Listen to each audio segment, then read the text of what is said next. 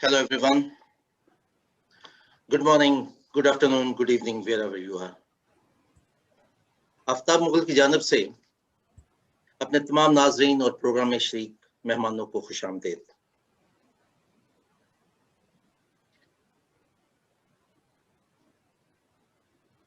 आज का programme minority concern Pakistan की जानब से मुनक्कद किया जा रहा है। माइनॉरिटी कंसर्न एक डिजिटल मैगजीन है जो अक़लीती हकूक़, मजहबी आज़ादियों और जमहूरी कदरों के हवाले से खबरें शाया करता है।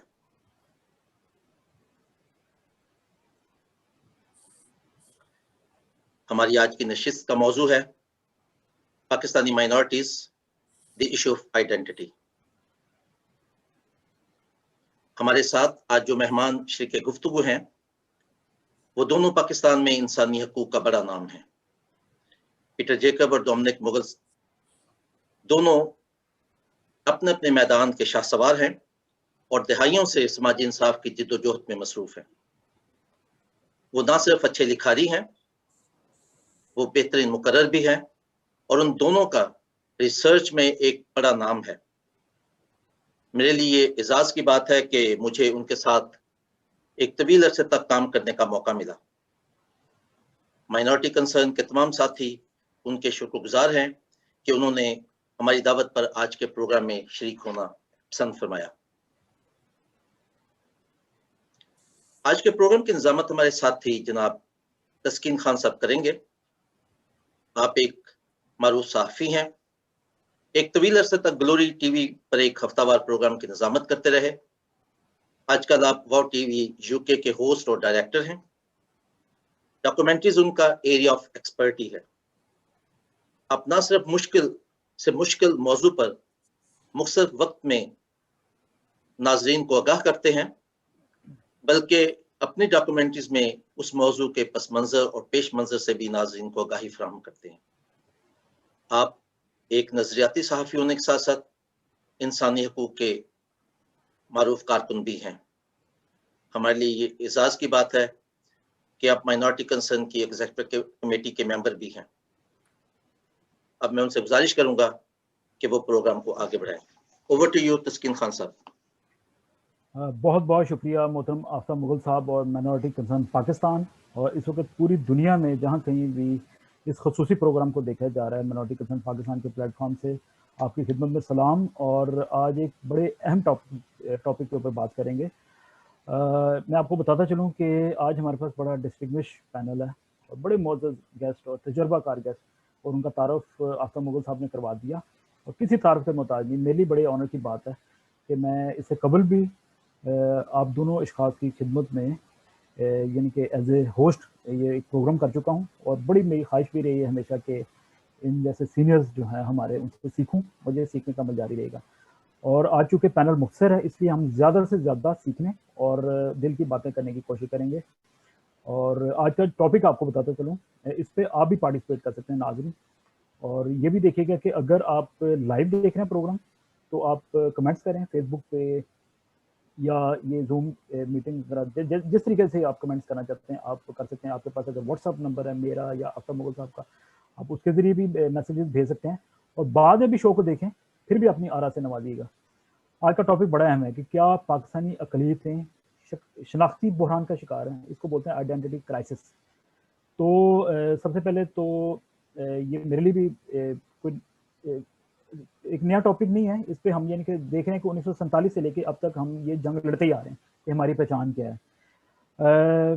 पीटर जेकब साहब की जानब जाता हूँ। सर बहुत बहुत शुक्रिया ज्वाइन करने के लिए। जी बहुत बहुत शुक्रिया। It's such an honour to be participating in this discussion. Aftab साहब, डोमिनिक मुगल साहब, such an honour, such a pleasure. बहुत बहुत शुक्रिया। इसके बाद में रेवरेंड डोमिनिक मुगल साहब, आपका भी शुक्रिया सर, बहुत बहुत थैंक यू वेरी मच। लेकिन पहला क्वेश्चन जो है वो पीटर जेकब साहब से है। मुमताज़ रिसर्चर हैं, ह्यूमन एक्टिविस्ट हैं, सहाफ़ी, राइटर। सर ये शनाख्ती बहरान पहली बात होता क्या है, नंबर वन। और दूसरी बात ये कि पाकिस्तानी माइनॉरिटीज़ बिलअमूम और पाकिस्तानी मसीही जो हैं वो बिलखसूस, क्या ये वाकई शनाख्ती बहरान या आइडेंटिटी क्राइसिस का शिकार हैं? जी जनाब। जी तस्कीन खान साहब, पहले तो मैं ये बात करना चाहूँगा कि पाकिस्तान एक खुद تاریخی ریاست نہیں ہے. یہ نئی ریاست وجود میں آئی اور اس کی اپنی پہچان کیونکہ نئی تھی, اور باوجود اس بات کے کہ ایک انسان کی کئی شناختیں ہوتی ہیں اور کچھ اس میں سے تاریخی ہوتی ہیں, مثال کے طور پہ نسل اور زبان, یہ اس کی تاریخی شناخت ہوتی ہے. کچھ تاریخی بھی لیکن فطری شناختیں ہوتی ہیں, مثال کے طور پہ رنگ, قدرتی طور پہ جو عطا ہو جاتی ہیں, صنف, اور پھر جنسی ملان بھی آج کل ڈسکشن میں ہے. یہ وہ شناختیں ہیں جو قدرتی طور پہ عطا ہوتی ہیں. اور تو کچھ اس کے اپوزٹ رضاکارانہ لی گئی شناختیں ہوتی ہیں. کسی حد تک تو یہ کہا جا سکتا ہے کہ وہ وراثتی شناختیں ہیں, کیونکہ مذہب عام طور پہ تبدیل نہیں کیے جاتے اور وہ نسل در نسل ایک ہی مذہب میں لوگ چلتے ہیں, لیکن اس کی نیچر جو ہے وہ رضاکارانہ ہے. پاکستان میں ہوا یہ کہ جب پاکستان کی شناخت کی تشکیل ہوئی تو اس کی ایک اکہری شناخت, یعنی اس کے مذہبی شناخت, اس پہ بہت زیادہ ایمفیسس آ گیا, اور اسی وجہ سے یہ ملک وجود میں آیا. اور پھر نیریٹو یہ بڑھتے بڑھتے, یعنی مسلمانوں کے حقوق سے لے کے اب یہ بات جو کہ تاریخی طور پر باوجود کہ غلط ہے, کہا یہ جاتا ہے کہ پاکستان کا حصول اسلام کے لیے کیا گیا. تو اس طرح سے ایک اکہری شناخت پہ زور آ گیا. اب شہری, کیونکہ شہری کی ضرورت تھی ریاست کو, اس نے بہت ذرائع استعمال کر کے, میڈیا, پروپیگنڈا, مطالعہ پاکستان, اس کو استعمال کر کے ایک شہری کی کنسٹرکشن کی, جس کی محتاج تھی ریاست, کہ شہری بھی وہ شناخت اپنائے جو اسے ریاست عطا کرنا چاہتی تھی. تو اس کے اندر جو موجود مذہبی اقلیتیں تھیں, آپ کو یہ تو ماننا پڑے گا کہ چاہے وہ آئین کے ذریعے سے, چاہے وہ درسی کتب کے ذریعے سے, وہ شناخت جو مذہبی اقلیتوں کو عطا کی گئی وہ رضاکارانہ نہیں تھی. وہ ایک سیاسی مذہبی شناخت تھی جو اس کو عطا کی گئی, اور اس طرح سے ایک آئیڈینٹی کنسٹرکشن کرنے کی کوشش کی گئی. ابتدا میں بس میں آپ کو یہ عرض کر دوں کہ بیشتر اوقات ہوا یہ کہ خاص طور پر مسیحی جماعت, جو کہ بڑی ریلیٹیولی آرگنائز تھی, پولیٹیکلی اویئر تھی, اور وہ من حیث الجماعت ایک اقلیتی برادری کے طور پر کافی ایکٹیو تھی, تو وہ اس نے جو سیاسی رنگ اپنایا اور انداز اپنایا وہ تقریباً عکس تھا آل انڈیا مسلم لیگ کی سیاست کا, اور اس میں ایک جدا گانہ شناخت اور مذہبی شناخت کی بنیاد پر ایمفیسس بنایا. البتہ یہ جو شناخت کا سوال ہے, کیونکہ تاریخی طور پر استحصال بھی, معاشی سیاسی استحصال بھی انہی شناختوں کی بنیاد پہ ہوتا رہا, لہٰذا یہ ایک کمپلیکس کویسچن ہے کہ جو افرمیٹیو ایکشن لیا جاتا ہے, وہ انتظامات کیے جاتے ہیں جس سے پسماندگی دور ہو, وہ ایک الگ چیز ہے, جبکہ شناخت اور اس کو اپنانا اور پھر اس کی بنیاد پر سیاست ہونا یہ ایک بالکل الگ چیز ہے. بالکل ٹھیک, بالکل ٹھیک, بہت بہت شکریہ. ممتاز نظوی رہنما ہے, ریسرچر, ہیومینٹی ایکٹیوسٹ, اور ہمارے بہت ہی عزیز ریورنڈ ڈومنک مغل صاحب. سر آپ سے بھی یہی عرض کرنا چاہوں گا, پوچھوں گا کہ کیا پاکستانی اقلیتیں واقعی ہی شناختی بحران کا شکار ہیں؟ حالانکہ ان کی جو پہچان ہے وہ کسی نہ کسی حوالے سے بڑی مختلف ہے, اس پہ ہم ضرور بات کریں گے, لیکن یہ بنیادی کویشچن ہے, اور یہ شناختی بحران ہوتا کیا ہے؟ سر آپ کا ویو پوائنٹ. بہت شکریہ تسکین صاحب. میرا خیال پیٹر صاحب نے بہت خوبصورت طریقے سے اس کو ایکسپلین کرنے کی کوشش کی ہے. میں یہاں سے شروع کرنا چاہتا ہوں کہ جو شناخت کا بحران ہے یہ صرف پاکستانی اقلیتوں کا نہیں ہے. اگر ہم پورے گلوب میں دیکھیں تو یہ ایک گلوبل مسئلہ ہے جو شناخت کا مسئلہ, اور آپ دنیا کے سب ملکوں میں دیکھیں ہر جگہ پہ کوئی نہ کوئی ایک اسٹرگل شناخت کے حوالے سے چل رہی ہے. بھی امریکہ میں یہ جو بلیک لائف میٹرز کا ایشو شروع ہوا ہے, یہ بیسیکلی وہی شناخت کا مسئلہ ہے, اور یہ ہر جگہ پہ ہے, اور یہ ہر جگہ پہ رہنا ہے. اور اس کی بنیادی وجہ کیا ہے کہ ہم ایک گلوبل ولیج سے اب ایک گلوبل کاٹیج میں آ گئے ہیں. جو رابطے ہیں ہمارے وہ بہت قریب ہو رہے ہیں, اور ہر کوئی اپنے آپ کو اسرٹ کرنا چاہتا ہے, ہر کوئی اپنے جو وجود کا اظہار ہے وہ پیش کرنا چاہتا ہے. تو یقیناً اب ساری دنیا میں دیکھ لیں, میڈیا کو اٹھا کے دیکھ لیں, ابھی جو حال ہی میں فلسطین میں, اسرائیل میں ہوا ہے, یہ ایک بحران ہے, یہ بھی ایک شناخت کا بحران ہے. اور یہ ہر جگہ دنیا میں کہیں بھی آپ اٹھا کے دیکھ لیں یہ چل رہا ہے اور چلتا رہے گا. اور اس کی بنیادی وجہ کیا ہے جو میں جس پہ زور دینا چاہتا ہوں جب ہم بحران کی بات کرتے ہیں کہ دراصل جو شناخت ہے جب ہم اس پہ بات کرتے ہیں اور پیٹر صاحب نے بھی مینشن کیا ہے یہ یک جہتی نہیں ہوتی، اس کی کئی جہتیں ہوتی ہیں، اس کی کئی یہ ملٹیپل شناختیں ہوتی ہیں. مثلا اگر میں مثال دوں، اگر آپ مجھ سے پوچھیں کہ آپ کون ہو تو میں آپ کو یہ بتاؤں گا کہ میرا نام ڈومنک مغل ہے. I am Christian by faith, Punjabi by ethnicity, British by choice and Pakistani by birth. لیکن یہ یہاں ختم نہیں ہوتی، یہ سے آگے بھی چلتی رہتی ہیں. تو جو شناختیں ہیں یہ ملٹیپل ہیں، اور اس میں سیکنڈ جو بات امپورٹنٹ اس میں ہائرارکی ہے. ہائرارکی اس طرح سے ہے کہ کبھی میری برٹش شناخت آگے آ جاتی ہے، اور میرے حوالے سے کیونکہ میں ایک مسیحی لیڈر بھی ہوں میری مذہبی شناخت زیادہ تر میرے آگے رہتی ہے، کیونکہ میں سمجھتا ہوں کہ میں جو ہوں مسیح خداوند کی وجہ سے ہوں. تو اور یہ میرا لیکن ہر ایک کی اپنی شناخت اس کا ایک مختلف سٹینڈ پوائنٹ ہے اور وہ چینج کرتی رہتی ہے. پاکستان اور انڈیا میں خاص طور پہ جو ہمارا جو بحران اگر ہم اس کو کہیں جو مسئلہ ہے کہ اس خطے میں جو شناخت رہی ہے وہ عموماً ذات پات کے حوالے سے رہی ہے، اور جو بحران ہمیں لگتا ہے وہ اسی ذات پات کی وجہ سے ہے کہ ہمارے ایریے میں اگر ہم دیکھیں پاکستان میں اس وقت جو لوگ ہیں جسے ہم 22 کروڑ یا جتنے بھی کہتے ہیں اس میں سے 85% لوگ وہ ہیں جن کی ایک ہی شناخت تھی، اور 85% لوگ ایکچولی ہندو لوور کاسٹ سسٹم کا حصہ تھے. لیکن along دا ٹائم اور میری کیلکولیشن کے مطابق تقریباً پچھلی 6 جنریشن سے یہ جو لوگ ہیں یہ مختلف شناختوں سے ہوتے ہوئے اب ایک اپنی شناخت قائم کر چکے، اور زیادہ تر لوگ مذہبی حوالے سے اپنی شناخت قائم کر چکے ہیں. لیکن اس میں بھی آگے کئی جہتیں ہیں. بے شک آپ کہتے ہیں کہ مسلمان ہیں، لیکن مسلمان میں بھی آگے کئی ہیں، بلکہ یہاں ایسے بھی لوگ ہیں جو بیچارے کہتے ہیں ہم مسلمان ہیں. اور یہ میرا تیسرا نقطہ ہے کہ شناخت یہ بھی ہوتی ہے، ایک وہ جو میں سمجھتا ہوں کہ میں کون ہوں، اور ایک دوسرا جو دوسرے مجھے کہتے ہیں کہ میں کون ہوں. اور یہ ایک بڑا اہم نقطہ ہے یہ شناخت بحران میں، کیونکہ جب میں کہتا ہوں کہ میں مسیحی ہوں اور میں پاکستانی ہوں تو یہاں پہ ایک بہت بڑا بحران اس حوالے سے آتا ہے کہ وہ کہتے ہیں یہ نہیں ہو سکتا، اگر آپ پاکستانی ہیں تو پھر آپ مسلمان ہیں. اور پھر جب میں کہتا ہوں چلو میں مسلمان ہو جاتا ہوں تو پھر میں کہتا ہوں کہ ہاں میں پاکستانی ہوں، میں مسلمان ہوں، لیکن میں احمدی ہوں. پھر وہ مجھے کہتے ہیں نہیں نہیں احمدی تو مسلمان ہی نہیں ہے. بحران در بحران یہ جو بحران ہے وہ مزید، لیکن الٹیمیٹلی جو اس کی بنیاد ہے جس سارے بحران کی وہ اکنامک انجسٹس. پیٹر جیکب صاحب بالکل یہ وہی بات آ گئی کہ بحران در بحران یا ایسے پتہ نہیں، یہ تو باقی شناخت کا بحران اور گہرا ہوتا چلا جائے گا. لیکن ہماری سے مطلب کہ جو پاکستانی مائنورٹیز ہیں ان کی اب نہ چاہتے ہوئے بھی ایک الگ سی پہچان بن گئی ہے. یعنی کہ کچھ پرسیکیوٹڈ سی لوگ ہوتے ہیں، یہ مظالم سہنے والے لوگ ہیں. اب پوری دنیا میں اب امریکہ چلے جائیں، وہاں کی کانگریس میں دیکھ لیں، کینیڈین گورنمنٹ میں جب شہباز بھٹی صاحب جاتے تھے، پھر برطانوی پارلیمنٹ کے اندر، پھر ابھی یورپین پارلیمنٹ کے اندر اتنی بڑے وہ فیصلے آئے، لفظ یوز کیا گیا پاکستانی مائنورٹیز. تو پاکستانی مائنورٹیز کی ایک عجیب سی پہچان بن گئی ہے.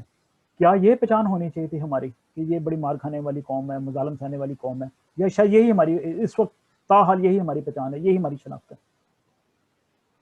بہت شکریہ ڈومنک صاحب نے بہت اچھے طریقے سے انپیک کر دیا ہے اس موضوع کو، اور آپ نے بھی بڑی ایک ضروری سمت کی طرف اشارہ کیا ہے کہ اس پہ بات کرنا ضروری ہے.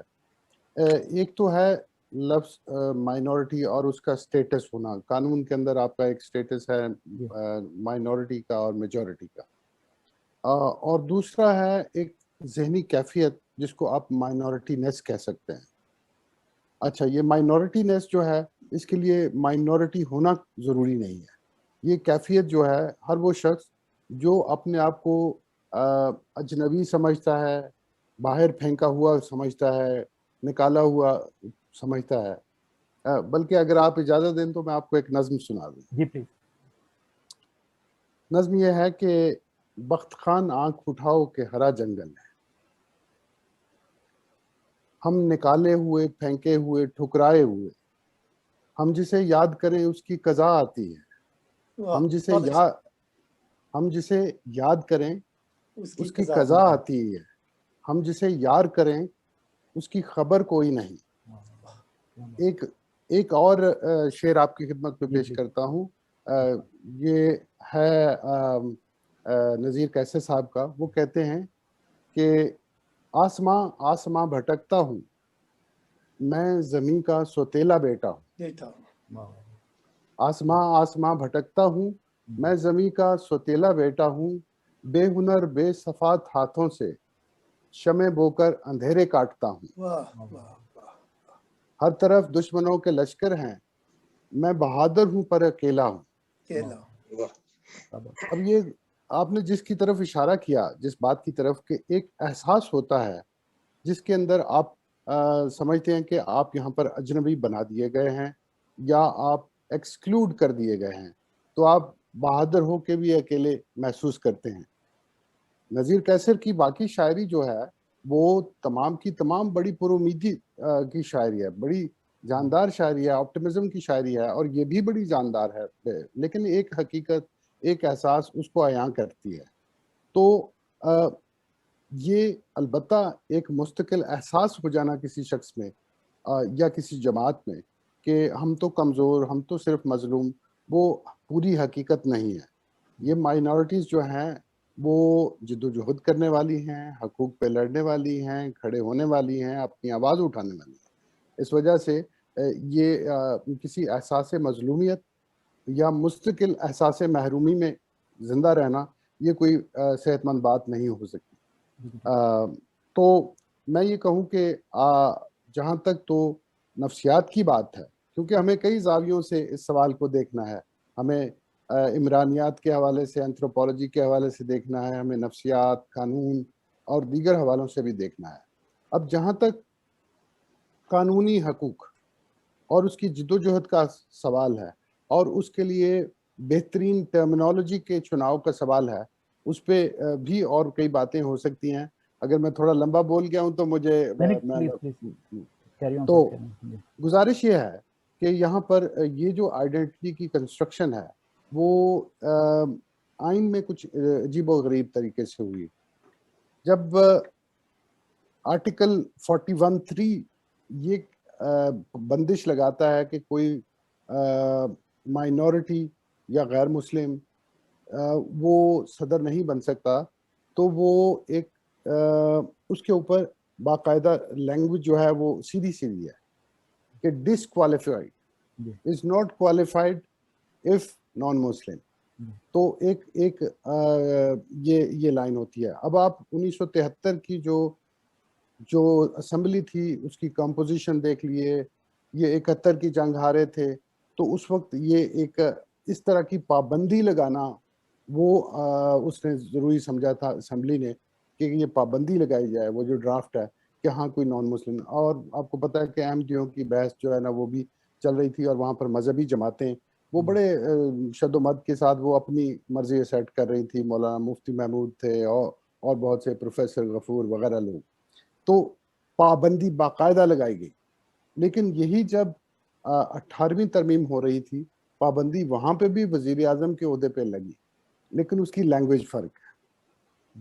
اس میں یہ کہا گیا ہے کہ قومی اسمبلی کے ارکان اپنے مسلم ارکان میں سے کسی کا انتخاب کریں گے اور یہ کریں گے۔ یعنی تھوڑی سی ڈسکریمنیشن تو یہ بھی ہے، لیکن تھوڑی سی مہذب طریقے سے، تھوڑی سی مہذب طریقے سے یہ ڈسکریمنیشن کی گئی۔ اب آرٹیکل 260 جو ہے وہ ذرا وہ ڈیفائن کر دیتا ہے، وہ تو اور ہی ایک عجیب و غریب خرابی ہے۔ وہ ایسا کام جو قانون کے اختیار میں نہیں ہے، جو ریاست کے اختیار میں نہیں ہے، وہ کر دیتا ہے۔ وہ شہریوں کے مذہب کا تعین کر دیتا ہے۔ ایک مسلمان ہے اور پھر 8 قسموں کے لوگ ہیں، جو ہندو ہیں، جو سکھ ہیں، جو پارسی ہیں، مسیحی ہیں، وہ 8 قسم کے لوگ جو ہیں وہ نان مسلم، ان کو ڈیفائن کر دیتا ہے 260 3A اور B میں۔ یہ سلوک ہے اس کا۔ لیکن آرٹیکل 36 میں جب وہ ذکر کرتا ہے تو لفظ مائنورٹیز استعمال کرتا ہے، اور آرٹیکل 36 جو ہے وہ ہے جو ریاست کو راست اقدام کرنے چاہیے, افرمیٹیو ایکشن کرنے چاہیے, جو حقوق کی برابری لانے کے لیے کرنا چاہیے. تو آپ کو پتہ ہے کہ جو فنڈامنٹل رائٹس کا چیپٹر ہے وہ تو ڈفرینٹلی ٹریٹ کرتا ہے مائنورٹیز کو, اور وہ مائنورٹی لفظ استعمال کرتا ہے, جبکہ آگے چل کے جو آپریشنل پارٹ ہے کانسٹیٹیوشن کا اس میں وہ مسلم اور نان مسلم پہ آ جاتا ہے. اور آپ یقیناً جانتے ہیں کہ گزشتہ دنوں یہاں قومی اسمبلی میں کے سورام کوہستانی صاحب نے, جو کہ MNA ہیں پاکستان مسلم لیگ نون کے, انہوں نے ایک قرارداد پیش کی ہے کہ آئین میں ٹرمینالوجی تبدیل کی جائے اور سب جگہ پہ نان ورڈ نکال دیں. بالکل اس پہ بات بالکل ٹھیک ہے. ریورنڈ مغل, اسی بات کو آگے بڑھاتے ہیں. یہ جو ہم نے آج کا ٹاپک ہی رکھا ہوا ہے, اس کی پہلی بات ضرورت ہی کیوں ہے؟ کیونکہ کیا ایسا نہیں ہو سکتا کہ بھارت کی مثال لے لیں, وہاں پہ اس طرح کے لوگ باتیں کبھی آپ کو قطعی نہیں نظر آئیں گے کہ جی ہم مائنورٹی ہیں, ہمارا یہ بران ہے, کسی طرح پہچان بنا لے. آپ سکھوں کو دیکھ لیں, وہاں پہ ایون مسلمانوں کو بھی دیکھ لیں, وہ کوئی ایسا کوئی پرابلم نہیں ہے. وہ اپنے آپ کو ہندوستانی کہتے ہیں, اپنے پاسپورٹ کو بھی لہراتے ہیں, ہر جگہ جاتے ہیں. یہ صرف کیا چونکہ مائنورٹیز کے پاس پاکستان میں اتنے زیادہ مسائل ہیں, یہ اس کا ہی شاخسانہ ہے کہ ہم یہ آج کا بھی ٹاپک لے کے ڈسکس کر رہے ہیں. کیا یہ اتنا انف نہیں تھا کہ جی پاکستانیوں اتنا ہی کافی ہے؟ اب برطانیہ میں ہم رہتے ہیں, تو برطانیہ میں تو یہ چلیں وہ انتظامی حوالے سے کچھ انفارمیشن دینے کے لیے جب سینسز ہوتا ہے, جو کوئی اس طرح کے مسائل ہوتے ہیں, وہ ہم سے ویسے پوچھ لیتے ہیں کہ آپ کے ایتھنک بیک گراؤنڈ کون سا ہے, تو اس میں آپ بتا دیتے ہیں برٹش, ایشین, پھر آگے پاکستانی, ہندوستانی, بنگلہ دیشی, یا اگر کوئی دوسری کمیونٹی سے تو کیریبین یا اس طرح. یہاں تو کچھ اور معاملات ہیں, لیکن یہاں پہ انسانی حقوق کا مسئلہ نہیں ہے. پاکستان میں کیوں یہ ضرورت محسوس ہوتی ہے؟ وہاں پاکستانی ہونا انف کیوں نہیں ہے؟ میرا خیال ہے یہ صرف مسئلہ اگر ہم اقلیتوں کے حوالے سے دیکھیں تو یہ اصل میں پوری پاکستانی قوم کا مسئلہ ہے, کیونکہ پاکستانی پوری قوم میں ہی جو انسانی حقوق کا جو اوور آل سچویشن ہے وہ صرف مسیحیوں کے یا منورٹیز یا اقلیتیں جو بھی آپ کہنا چاہتے ہیں صرف ان کا نہیں ہے, یہ تو پوری عوام کا مسئلہ ہے. اور اس میں میرا خیال ہے جو بنیادی طور پہ جو ایگریویشن ہوئی ہے, جو اس کے اوپر زیادہ میں کہوں کہ جو ظلم ہوا ہے, وہ جب پاکستان کو محترم جناب ضیاء الحق صاحب کے دور میں اسلامی ریاست بنانے کے حوالے سے ایک کوشش کی جو کامیاب نہیں ہوئی اور ابھی بھی کی جا رہی ہیں, اور یہ ایک کنفیوژن ہے.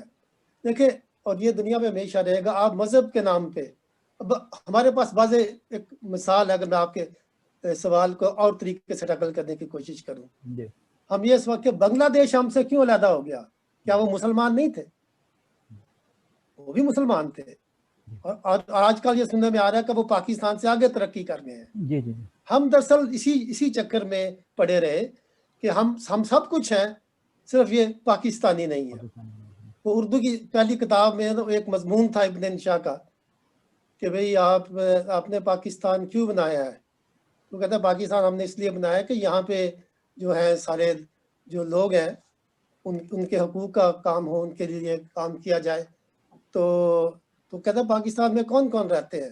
تو کہتا ہے پاکستان میں پنجابی رہتے ہیں, پاکستان میں سندھی رہتے ہیں, پاکستان بلوچستان بلوچی بھی رہتے ہیں, دوسرے تیسرے رہتے ہیں. تو کہتے ہیں یہ تو ہندوستان میں بھی رہتے ہیں. تو پھر کہتا آپ نے پاکستان کیوں بنایا تھا؟ وہ کہتے ہیں یہ غلطی ہوگی, یہ پھر نہیں کریں گے. یہ ایک, اور یہی ہماری اب تک سٹرگل چل رہی ہے, کیونکہ پاکستان اس وقت اپنے لوگوں کی خدمت نہیں کر رہا. پاکستان صرف مخصوص اشرافیہ کی خدمت کر رہا ہے, انہی کے لیے سب کچھ ہے. تو اس لیے جب ہم انسانی حقوق کی بات کرتے ہیں یا جو ڈس ایڈوانٹیج لوگوں کی بات کرتے ہیں, انفارچونیٹلی جو اقلیتیں ہیں یا جو غیر مسلم ہیں وہ فردر ڈس ایڈوانٹیجڈ. ایک تو ڈس ایڈوانٹیج اس لیے ہیں کہ وہ پاکستان کے شہری دوسروں کے مذہب کی وجہ سے, اور یہ اس حقیقت سے کوئی انکار نہیں کر سکتا کہ پاکستان میں ایک اوور آل جو پرسیپشن ہے وہ مسلمانوں کا ہی ہے. لیکن سر یہ قطع کلامی یہ ایران کے ساتھ مسئلہ کیوں نہیں؟ کیونکہ پاکستان کے پڑوس میں ملک ہے, بالکل پاکستان کے ساتھ سرحد ہے, وہ اسلامک ملک ہے, وہاں پہ تو بڑی سخت قسم کا انقلاب بھی آیا اور اسلامائزیشن بھی ہوگی کنٹری کی. لیکن وہاں پہ اگر آپ دیکھیں تو ان کے پارلیمان کے اندر جوئش ممبر بھی ہیں, جوئش ایرانین, اور اس کے علاوہ کرسچن بھی ہیں جو ایران کے اندر رہتے ہیں. لیکن کبھی ہم نے نہیں سنا وہاں پہ. ٹھیک ہے دوسری اسٹرگل ہے کہ لوگ چاہتے ہیں کہ وہی شاہ والا دور آ جائے, بہت لوگ چاہتے ہیں کہ اب وہ دل بھر گیا, اب یہ سارا سخت گیر معاشرہ بھی دیکھ لیا. لیکن وہاں پہ کبھی ایسا نہیں ہوتا کہ جی میں کرسچن تھا تو میرے ساتھ یہ ہو گیا, میں جوئش ہوں تو میرے ساتھ یہ ہو گیا. वो क्यों डिफरेंट है? सरहदें तो पाकिस्तान के साथ मिलती हैं, इवन अफगानिस्तान के साथ। यही जो मैं कहना चाह रहा हूँ पहले से कि हम जो लोग हैं, हम जो एक नजरिया है जुदा गाना, हम जुदा गाना सोच के मालिक है। और हमारे मुल्कों में हमेशा यही एक बात की जाती है, वो ये नहीं पूछते कि आप कौन है, वो आपको इस हवाले में, जैसे मैंने पहले कहा था, हम लोगों को देखते हैं कि अपने नुक्ता नज़र से। और इसीलिए आप देखेंगे जितनी भी माइनॉरिटीज़ हैं वो खुद भी अपने आप को, सिर्फ ये नहीं, वो खुद भी अपने आप को एक जुदा गाना हवाले से देखती हैं। आप अभी भी देखें पाकिस्तान में बहुत सारे लोग अभी भी जुदा गाना इंतखाबात का मुतालबा कर रहे हैं। तो इस हवाले से जो मैं इफ़ आई कैन एक्सप्लेन, जो मेरे ख्याल में जो मसला है कि हम असल में अपनी शनाख्त अभी बना नहीं सके। हम ये फैसला नहीं कर सके कि आया हम पाकिस्तानी हैं, आया हम पंजाबी हैं, आया हम सिंधी हैं, और इसी स्ट्रगल में है। क्योंकि वो पीटर साहब ने शुरू में एक बात की थी कि हमें इकट्ठा करने की कोशिश की गई एक मजहब के नाम पे, लेकिन वो असल में हमारी सबकी, मतलब मुसलमानों की भी, वो उनकी फर्स्ट हायरार्की में वो उनकी फर्स्ट शनाख्त नहीं है। इसीलिए आप देखो बलोचियों का मसला है, पख्तूनों ने लड़ के अपना नाम खैबर पख्तूनख्वा करवाया, इसी तरह सिंधियों का। और अभी कल अगर आप बिलावल भुट्टो साहब का जो एक पैगाम था कि जो रायवंड का प्राइम मिनिस्टर है उसको जाने दिया जाता है, और जो खैरपुर का या कहाँ मीरपुर का उसको नहीं जाने दिया जाता, तो ये उसी सोच की अक्कासी करता है। बिल्कुल ठीक है। और फिर ये सोच पेनिट्रेट होती है हमारे लोगों में भी, जहाँ तक हमारे मसीहों का एक खत्म करता है इसको। हमारा जो प्रॉब्लम है, हमने हमेशा वो separation of church and state रखा। और अभी भी आप देखें हमारे जो अच्छे लोग हैं, जो पढ़े लिखे लोग हैं, वो सियासत को बुरी चीज़ समझते हैं। वो अभी भी समझते हैं कि ये शैतानी काम है, हमें इससे दूर रहना चाहिए।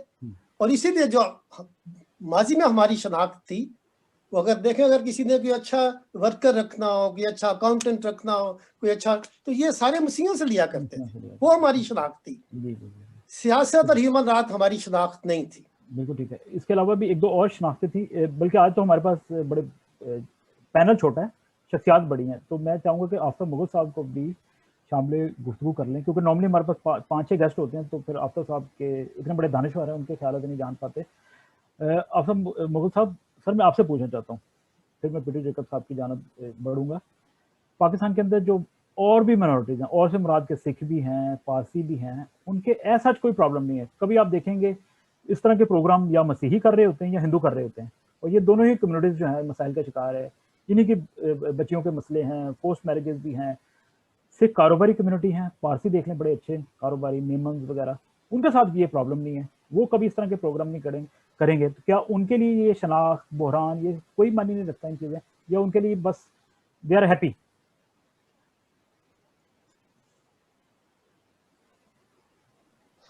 थैंक यू वेरी मच तस्कीन साहब। मेरा ख्याल है कि पीटर जेकब साहब और डोमिनिक मुगल साहब ने इसका जवाब पहले अपने जो उन्होंने गुफ्तगू फरमाई उसमें मौजूद है, लेकिन फिर भी मैं इसके दूसरे एक पहलू की तरफ इशारा करूंगा कि बहुत सारी जो कौमें होती हैं वो डिपेंडेंट नहीं होती किसी पे। हमारा एक जो मसला है वो डिपेंडेंसी बहुत है। अब जब भी हमने, आप भी प्रोग्राम में हमेशा रहे हैं, और जब भी हम प्रोग्राम करते हैं तो एक लम्हे पे जरूर ये बहस छिड़ जाती है कि चर्च को ये करना चाहिए, चर्च को ये करना चाहिए। स्कूलों की बात चर्च करे, तालीम की बात चर्च करे, पॉलिटिक्स चर्च करे, सेंसस चर्च करे। और हम जो रियासत के साथ हमारा रिश्ता है उसकी बहुत कम बात होती है।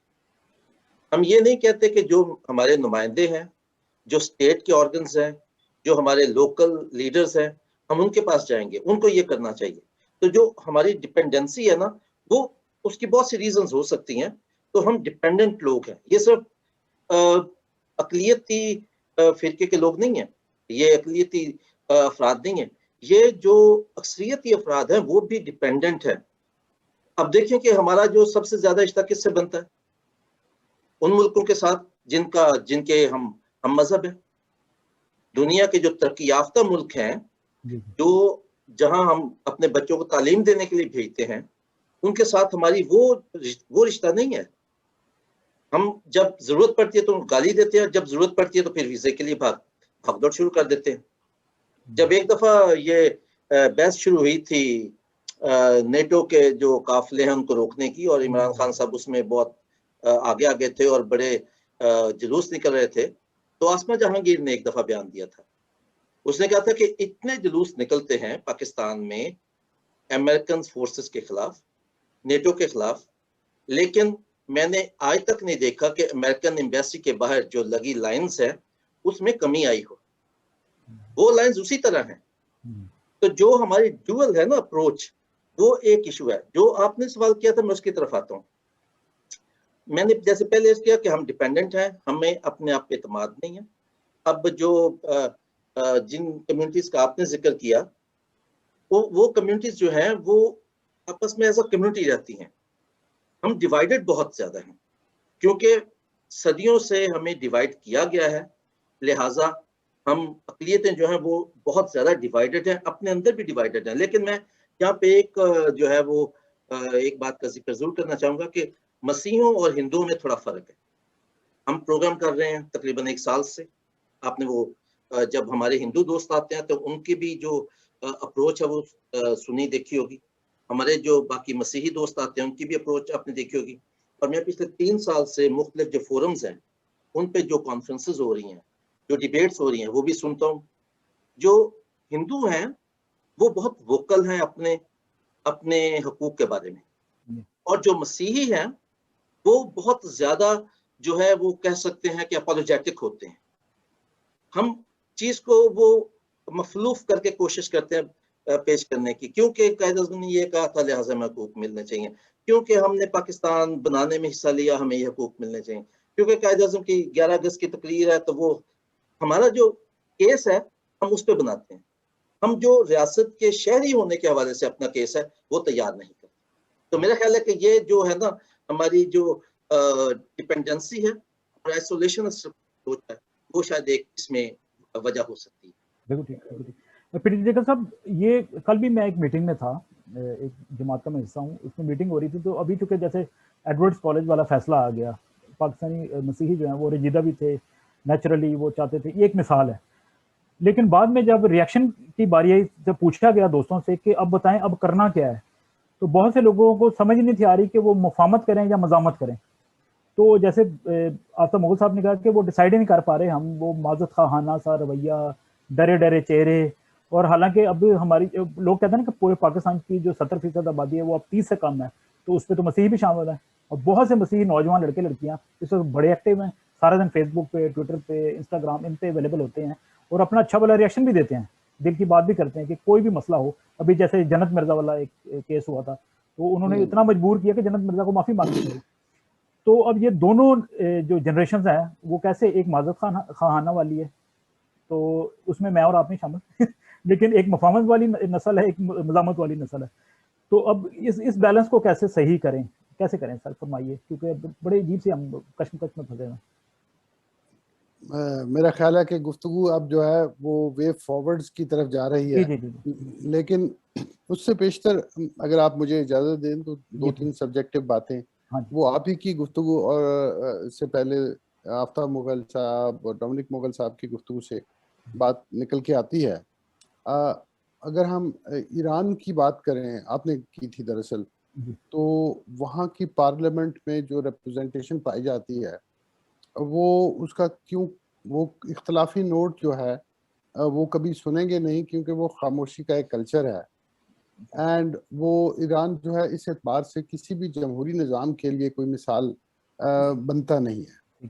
پاکستان بھی آپ کہہ سکتے ہیں کہ ایک ابھی یہ فنکشنل ڈیموکریسی سے سیمی فنکشنل کی طرف آ گیا، یعنی اس سے تھوڑا نیچے آ گیا، آزادیوں کی کیفیت، حقوق کا حال جو ہے برا ہو گیا اس سے.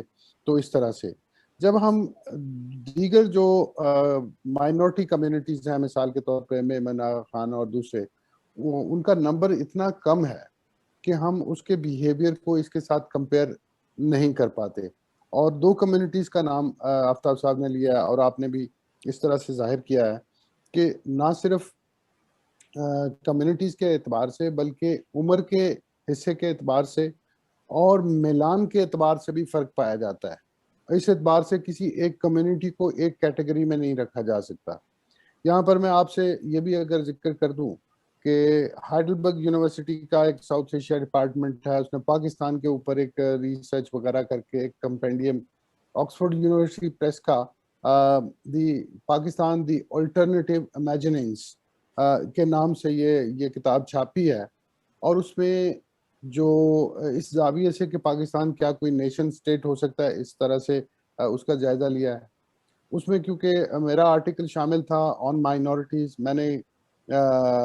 میں نے اس پہ جو مضمون لکھا ہے اس کا عنوان ہے religious minorities the heart of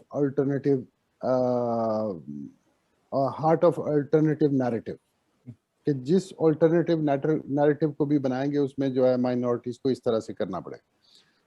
وہ اس میں نے جو اپروچ لی ہے وہ یہ ہے کہ ہم یہ اسٹڈی کریں کہ مختلف رجحانات سیاسی وہ کیسے رہے ہیں مائنورٹیز میں اور وہ کس طرح سے. تو آپ دیکھتے ہیں کہ اس میں قدامت پسندانہ, ترقی پسندانہ, ماڈریٹ, نیشنلسٹ, سینٹرسٹ, یہ سارے رجحانات مائنورٹیز میں بھی رہے, سب رہے ہیں. اور آپ دیکھیں گے کہ خاص طور پر مسیحی اور ہندو کمیونٹی بھی, کیونکہ لارجر مائنورٹیز ہیں, تو یہ ہر کسی جماعت میں گھسے ہوتے ہیں, انجمن فلاح انسانیت میں بھی گھسے ہوتے ہیں, حالانکہ آپ کو پتہ ہے کہ وہ کون سی ہے, اور ٹی ایل پی میں بھی کئی ممبر آپ کو نظر آ جائیں گے. تو یہ ایک تو یہ ہے معاملہ. دوسرا یہ کہ شناخت سے جڑی ہوئی بات جو آگے لے کے چلنی تھی ہمیں, وہ یہ تھی کہ خاص طور پر قانون وہ بیکورڈنیس کو علیحدہ سے ٹریٹ کرتا ہے, دنیا بھر میں کرتا ہے, اور دنیا بھر کی پالیٹکس میں جو اکنامک سوشل بیکورڈنیس ہے, پولیٹیکل مارجنلائزیشن ہے, اس کو ایک دھیان دیا جاتا ہے. بلکہ اگر آپ سچ پوچھیں تو میں یہ سمجھتا ہوں کہ پاکستان کا آئیڈیا جو 14 نکات تھے وہ دراصل اس مارجنلائزیشن کو ایڈریس کرنے کا ہی ایجنڈا تھا. وہ ایجنڈا جو ہے وہ کتنا فالو کیا گیا, کتنا نہیں کیا گیا, یہ علیحدہ بات ہے. وہ کتنا وائبل تھا, کتنا نہیں تھا, وہ ایک علیحدہ بات تھا. اور وہ کانگریس کی سوچ کچھ علیحدہ تھی. آپ نے انڈیا کا بھی ذکر کیا, میں سمجھتا ہوں کہ ضرور ہے کہ ہم انڈیا کا جو ماڈل ہے اس کو بھی دیکھیں. تو اس میں پہلے نمبر تو ان کا کانسٹیٹیوشن جو ہے اس نے اس کو ریلیجسلی نیوٹرل کر دیا, کہ قانون جو ہے وہ ریلیجسلی نیوٹرل ہوگا, آئین نیوٹرل ہوگا, ریاست ہوگی. پھر اس کے بعد 1980 تک آتے ہوئے انہوں نے ایک بڑا اچھی ڈیولپمنٹ وہاں پہ سوچی, اور وہ منڈل کمیشن کا قیام تھا. منڈل کمیشن جب آیا مرارجی دیسائی کی حکومت میں, تو انہوں نے یہ کہا کہ ٹھیک ہے کہ یہ ریلیجنز وغیرہ ہوتے ہیں, اور پھر ذات بھی ہے, اور جس کا کہ ذکر ہے امبیڈکر صاحب جو ہے وہ کانسٹیٹیوشن بنا رہے تھے انڈیا کا, انہوں نے شیڈیولڈ کاسٹ کے لیے کچھ پروٹیکشنز بھی رکھتی. تو انہوں نے کہا کہ دیکھیں بات یہ ہے کہ ریلیجس بنیادوں پہ بھی لوگ ہیں مارجنلائز, تھوڑے زیادہ ہیں, اور کاسٹ کی بنیاد پر بھی ہیں, لیکن یہ مارجنلائزیشن بیانڈ دیٹ ہے. اور اسی وجہ سے منڈل کمیشن نے کوئی 11 انڈیکیٹرز کے ذریعے سے جو ٹرمنالوجی اس میں کرافٹ کی وہ یہ تھی کہ oppressed and backward classes, cost بھی چھوڑ دیا, کلاس پہ آ گئے کہ oppressed اینڈ بیکورڈ کلاسز. اور منڈل کمیشن باوجود اس بات کے کہ اس پر بڑے عرصے تک اس کی سفارشات پہ عمل نہیں ہوا, اس نے یہ بتایا کہ انڈیا کی 50% آبادی ہے جو کہ oppressed اینڈ بیکورڈ کلاسز میں آتی, 50% آبادی. اب دیکھیے کہ پالیسی بنانے کے لیے کتنا آسان کام ہو جاتا ہے, یہ اس کو لوگوں کی انٹیگریشن کے لیے کتنا ضروری زاویہ یہ بن جاتا ہے کہ آپ اس نظر سے دیکھیں کہ مارجنلائزیشن کیسی ہے, یہ ڈویژن کو کیسے کم کر سکتا ہے. یہ علیحدہ بات کہ اس پہ نہیں ہو سکی, اور اپر کاسٹ نے بھی اس پر ریزسٹ کیا. حد یہ کہ 2005 میں سچر کمیشن تک یہ بات آتی, جو جسٹس راجندر سچر جو ہے وہ اس کو اور کنسالیڈیٹ کرتے ہیں, اور وہ پروسیس جو ہے وہ اکاؤنٹیبل ہو جاتا ہے ٹو دا پارلیمنٹ. اب ہمارے ہاں جو یہ جیلانی ججمنٹ آئی ہے 7 سال پہلے, یہ ایک بہت انٹرسٹنگ ایکسپیریمنٹ ہے. اس میں آپ ایکولائزیشن آف رائٹس کر رہے ہیں, اور افرمیٹیو ایکشن اس میں بتایا گیا ہے, جاب کوٹرز کا بتایا گیا ہے, پیس بلڈنگ کا، پروٹیکشن آف ریلیجیس سائٹس اور نیشنل کمیشن فار مائنورٹیز بنانے کے لیے کہا گیا. یہ افرمیٹیو ایکشن کا وہ پروسیس ہے جو جوڈیشری ڈریون ہے، جو اس لحاظ سے کہنا چاہیے کہ ہماری جوڈیشری پہلے ہی بہت زیادہ اوور برڈنڈ ہے اور اس کو ہر کام میں جو ہے وہ شامل کر لیا جاتا ہے، اور پھر وہ مسئلہ بھی ہوتا ہے کہ وہ پولیٹیسائز نہ ہو جائے. لیکن یہ جو افرمیٹیو ایکشن ہے، یہ اس کو بڑے، میں تو کیونکہ فالو کر رہا ہوں، ہم پٹیشنر بھی ہیں جیلانی ججمنٹ میں، تو میں کسی وقت اس پہ بھی علیحدہ بات ہو سکتی ہے. میں یہ کہوں گا کہ یہ ایڈورڈز کالج کی بات گو کہ یہ سپریم کورٹ سے ہوا. مجھے یہ کہنا پڑے گا کہ ہم نے پچھلے سال جب یہ نیشنلائزیشن آف پالیسی جو 1972 کی تھی اس کو اسٹڈی کیا تو پتہ چلا کہ آدھے جو مشنری اسکول نیشنلائز ہوئے تھے وہ تو واپس ہی نہیں ہوئے، اور بعض جو چرچز ہیں انہوں نے واپس ہی نہیں لیے کیونکہ وہ کیپیسٹی اب ان کی ایسی ہے کہ وہ نہیں کر سکتے. میں یہ سمجھتا ہوں کہ یہ ایڈورڈز کالج کا کویسچن بھی گو کہ ہمیں فوری طور پہ افسوس ضرور ہوتا ہے. وے فارورڈ جو ہے وہ بناتے ہوئے تھوڑی سی مشکل ضرور پیش آئے گی، لیکن میں یہ سمجھتا ہوں کہ ایک تو اس کی اپیل ہو سکتی ہے، اور وہ بھی کسی ڈھنگ سے اس میں کمیونٹی کا کوشچن ہونا چاہیے، کمیونٹی آن بورڈ ہونی چاہیے. اگر یہ آپ صاحب کچھ پوچھنا چاہتے ہیں؟ جی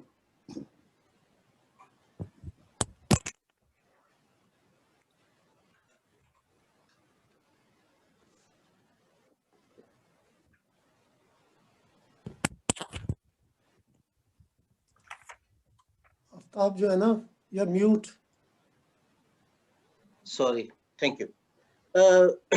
ڈومنک صاحب، آپ سے میرا سوال ہے کہ بہت سارے جو اسکالرز ہیں، بے شک وہ آئیڈیلسٹ ہوں یا لبرلسٹ ہوں، انہوں نے جمہوریت کو جو فرد کی شناخت ہے اس کے ساتھ جوڑا، اور وہ جو فرد کی شناخت ہے وہ ریاست کے ساتھ جوڑتے.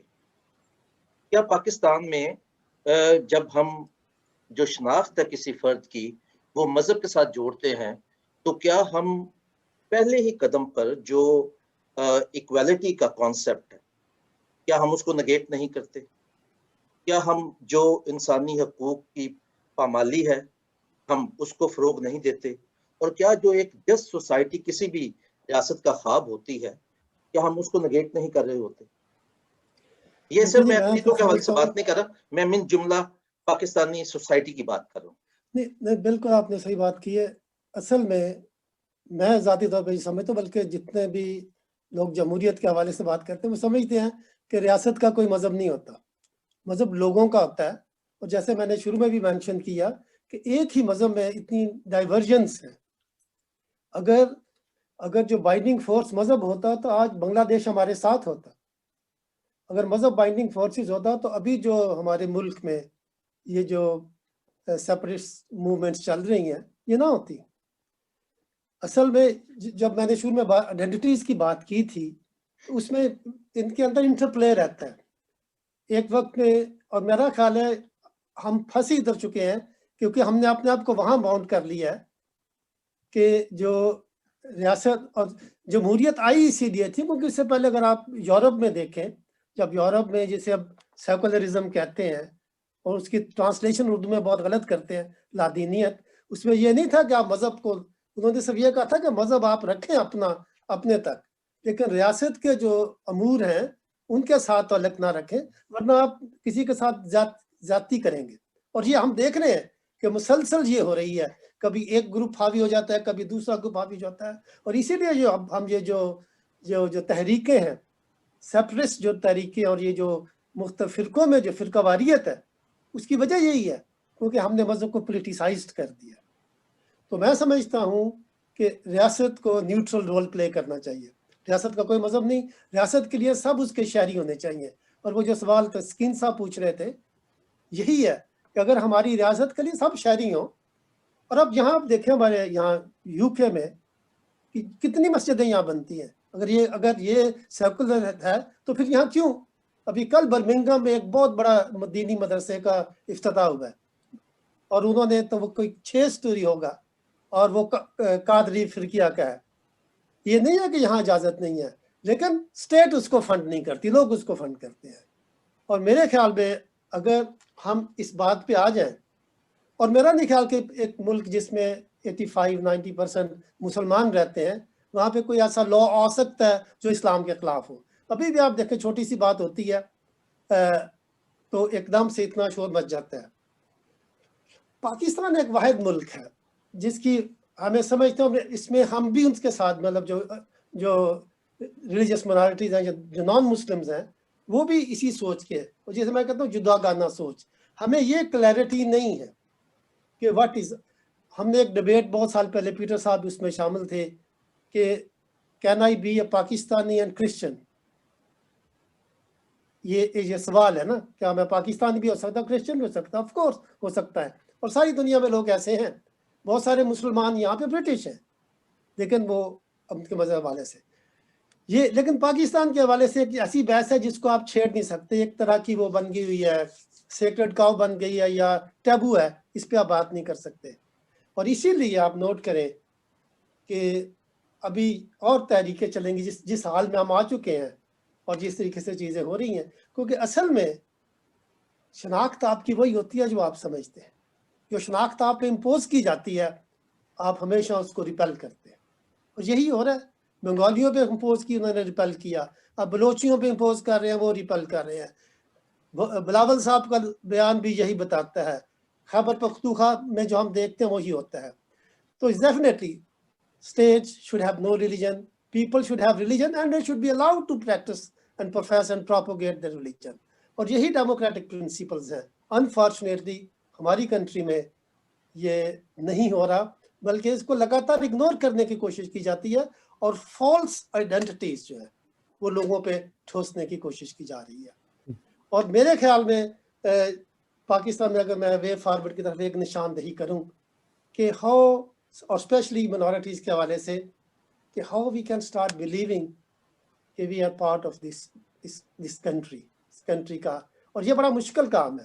اور اس میں اگر وہ جو کہ اپنا اعتزاز حسن صاحب کہتے ہیں کہ ریاست ہوگی ماں کی جیسی، یہ رول اس کو، لیکن وہ ماں جیسی نہیں رول پلے کر رہی، وہ نیوٹرل رول پلے نہیں کر رہی، وہ بائس رول پلے کر رہی ہے for certain groups of people.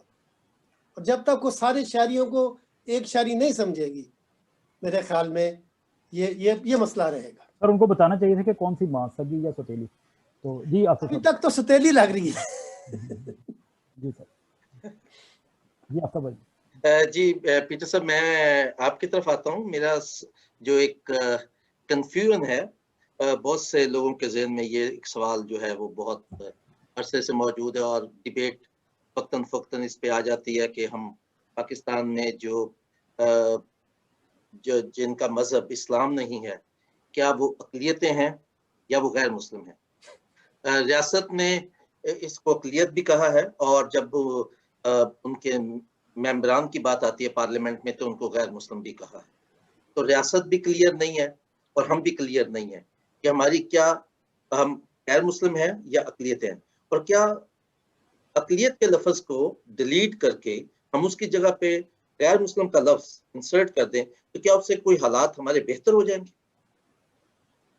جی، یہ بہت اچھا کیا آپ نے. یہ نقطہ جو زیر بحث ہے پاکستان میں بھی اور رہتا ہے، اس پہ کر دیا. لیکن اس سے پیشتر میں ڈومنک صاحب کی جو بات تھی میں اس کو سیکنڈ کرنا چاہتا ہوں، جس میں انہوں نے کہا کہ جو شناخت نافذ کی جائے گی یا مسلط کی جائے گی اس کی مزاحمت ضرور ہوگی، اور یہ مزاحمت ہو رہی ہے.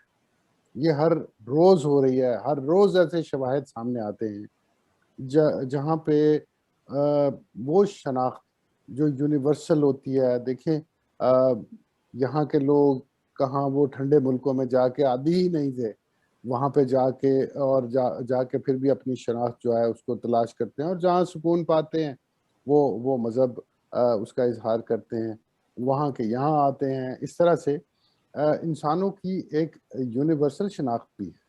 انسانوں کی ایک ایسی شناخت بھی ہے جس میں آپ ان کو ایک کنبہ ماننے پر تسلیم کرنے پر آمادہ ہو جاتے ہیں. اور یہ شناخت جو ہے وہ کوئی ایسی نہیں ہے جس کو رد کیا جا سکتا ہے.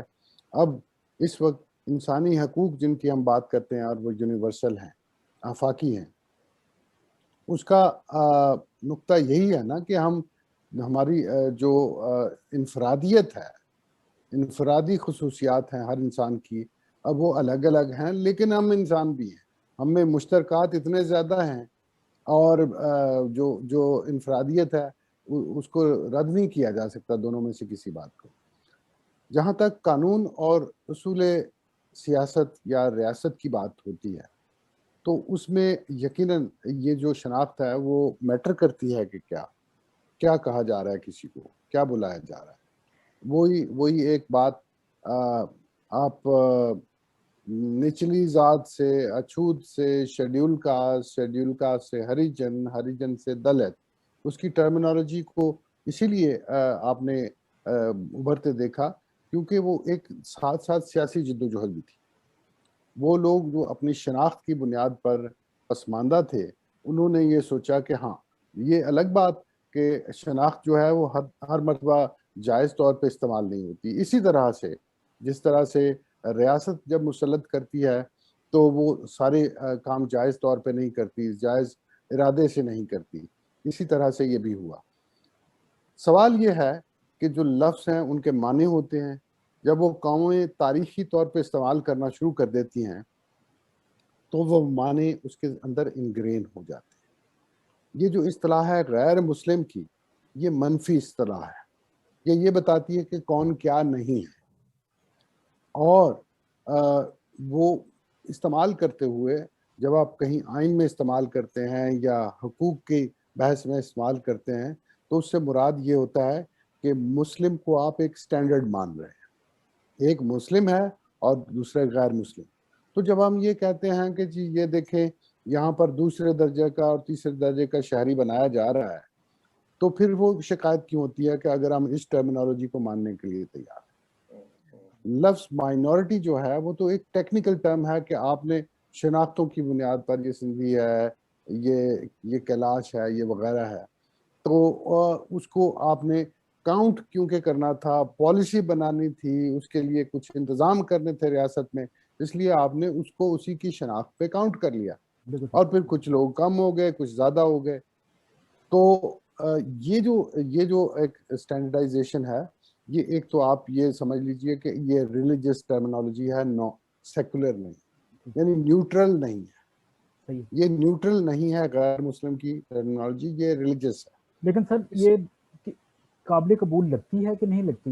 یہ میں بلکہ آفتاب مغل صاحب سے بھی پوچھ سکتا ہوں کیونکہ انہوں نے یہ پوائنٹ ریز کیا۔ تو آفتاب مغل صاحب، یہ جو ہم ابھی آپ حوالہ بھی دیا گیا تھا یہاں گفتگو میں کہ ایک ممبر قومی اسمبلی ہیں، وہ کہتے ہیں کہ جی ورڈ کو نان مسلم بنا دیں، مائنورٹیز ختم کر دیں۔ بھارت میں کیا آپ ایسا سوچ سکتے ہیں کہ کسی سکھ کو بولیں کہ تم نان ہندو ہو، یا کسی مسلمان کو بولیں جو بھارتی مسلمان ہے، وہ کہے گا میں بھارتی مسلمان ہوں، بس یہی کافی ہے، یا بھارتی ہوں؟ یا یہ پاکستان میں کیوں کہتے ہیں کہ جی تم غصے سے، تسکین صاحب معذرت چاہتا ہوں، وہ غصے سے پاگل ہو جائے گا۔ جی تو اگر میں کسی پاکستانی مسلمان کو کہوں کہ تم نان کرسچن ہو، یہ پاکستانی ہے جہاں یہ اس طرح کی حماقتیں نارمل لگتی ہیں۔ بالکل۔ تو سر کیوں نہ پھر اس طرح کی ڈیمانڈ کی جائے کہ بھائی نہ نان مسلم بولو، نہ مائنورٹیز بولو، سمپلی پاکستانی بولو، یا پاکستانی مسیحی بولو، یا پاکستانی ہندو بولو۔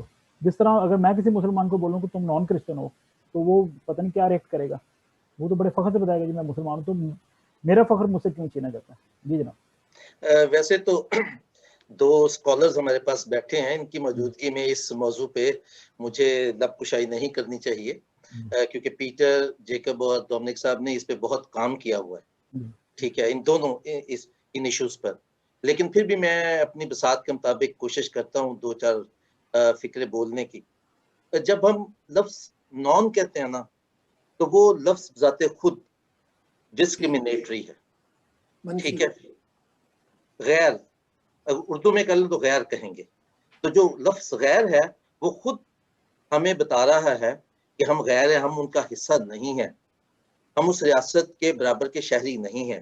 اور ہمارے لیے المیہ یہ ہے کیونکہ جو اکثریتی مذہب کے ماننے والے لوگ ہیں وہ بھی اپنی شناخت کے بارے میں کنفیوزڈ ہیں، اور وہ اس کا اثر ہم پہ بھی ہے۔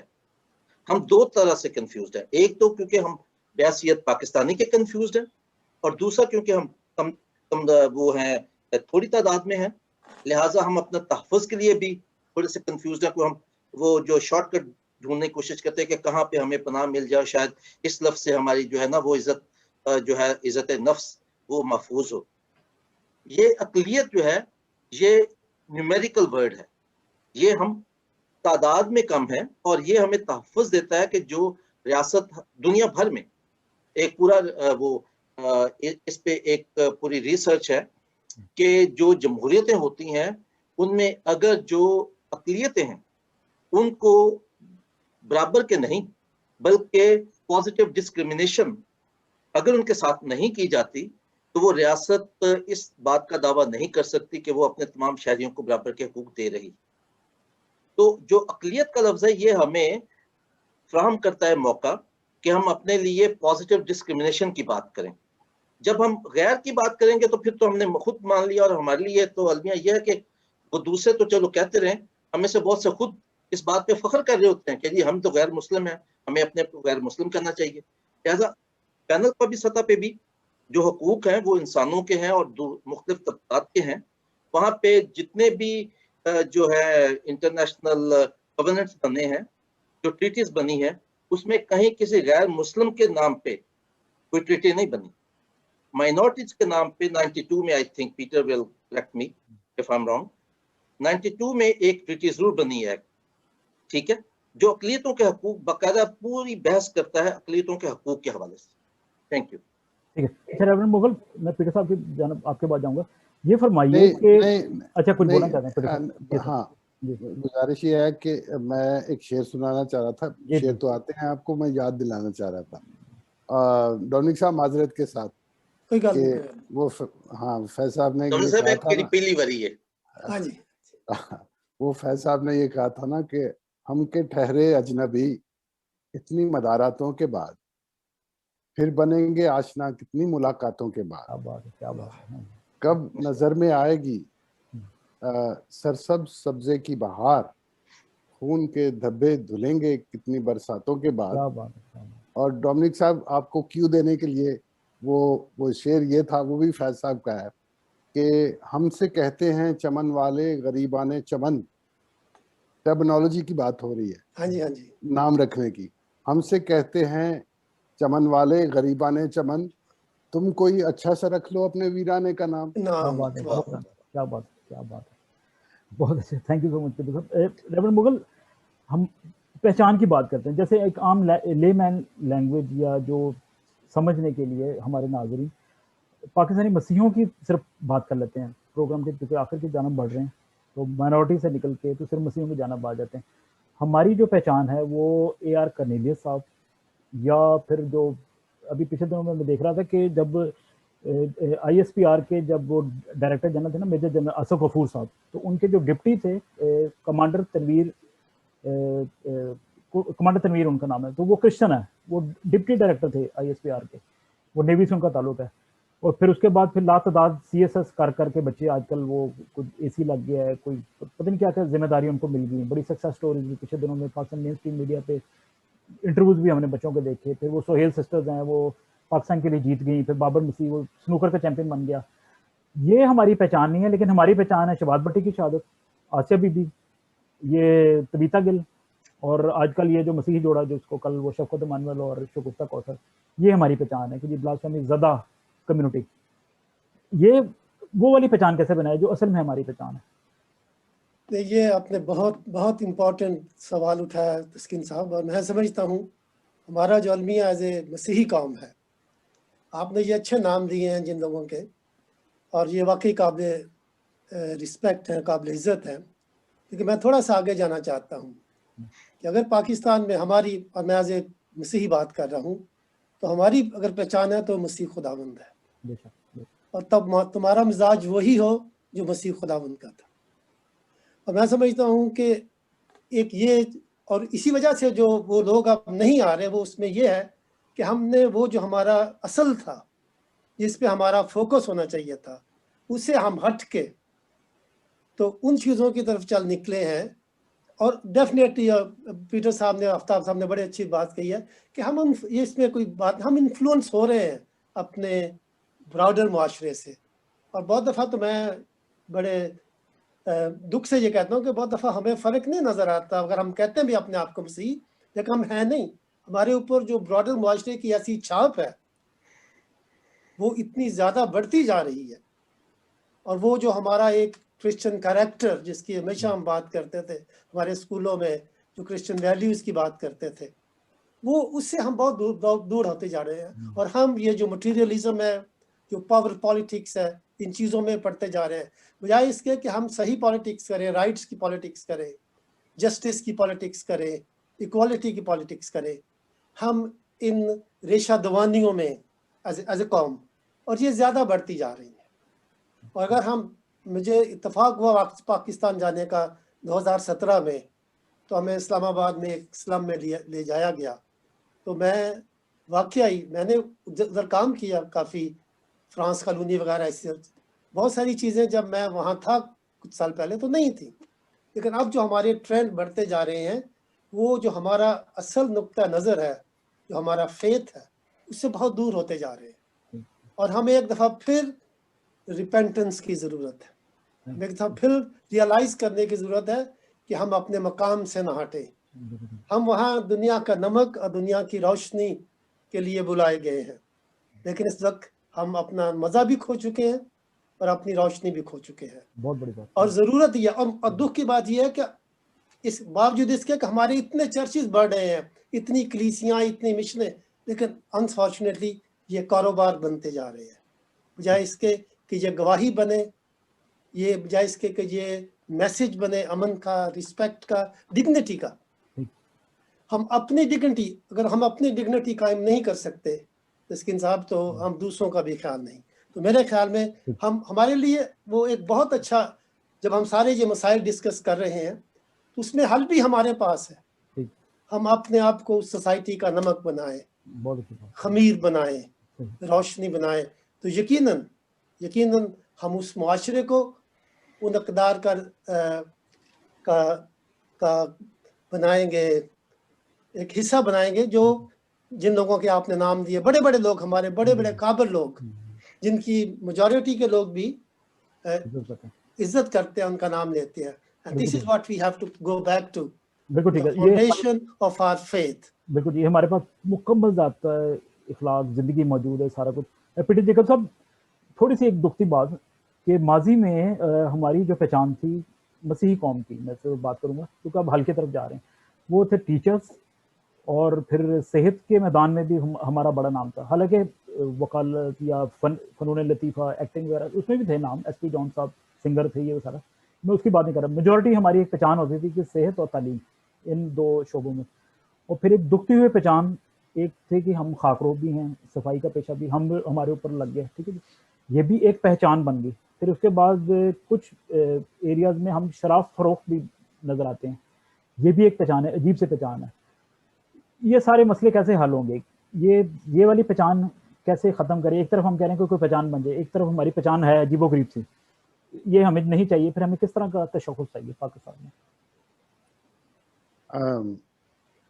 میں کہوں گا مشکل میں ڈال دیا تسکین آپ نے, یہ سوال بہت بڑا ہے. جی میں تو غور کر رہا تھا تو آج ذمہ داری میری شعر سنانے کی ہے. تو ڈومنک صاحب جب بات کر رہے تھے تو مجھے شعر یاد آیا قتیل شفائی کا, اور کہا انہوں نے یہ کہ یہ کاروبار اجازت بغیر چلتا ہے, یہ کاروبار اجازت بغیر چلتا ہے, لہو بکے کا دکانیں شراب کھلنے تک. کیا بات ہے. لوگوں کی آزادیوں کا احترام کیے بغیر, ان کے حقوق کا احترام کیے بغیر, ان کی حیثیت کے تسلیم کیے بغیر جو ہے وہ irregular چیزیں ہوتی ہیں. یہ میرا خیال ہے کہ وہ کہنا چاہ رہے تھے. لیکن آپ نے جو بہت ایک serious in depth philosophical question وہ بھی ڈال دیا, تو میں یہ کہوں گا کہ ایک تو دیکھیے جب برٹش یہاں سے گئے تو ایک سوسائٹی فارم ہو رہی تھی جس میں پروفیشنلز اور اس طرح سے نئے محکمے اور جو لوگ جو ہے اس میں انڈکٹ ہو رہے تھے اس کے اعتبار سے. تو کارنیلی صاحب ہوں، سیسل چودھری صاحب ہوں یا دوسرے، وہ اپنے پروفیشنز کے حساب سے وہ ایک کنٹریبیوٹر کے طور پہ تسلیم کیے گئے اور اس طرح سے جن کو خاص طور پر.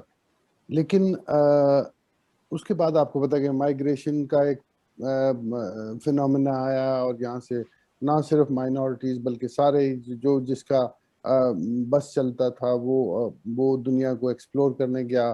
اور اس طرح سے یہاں پر جو کمیونٹی بچی ہے اس میں بہت تھوڑے لوگ ہیں جو پہچان اس طرح سے بن سکتے ہیں، وہ نئے ہیں.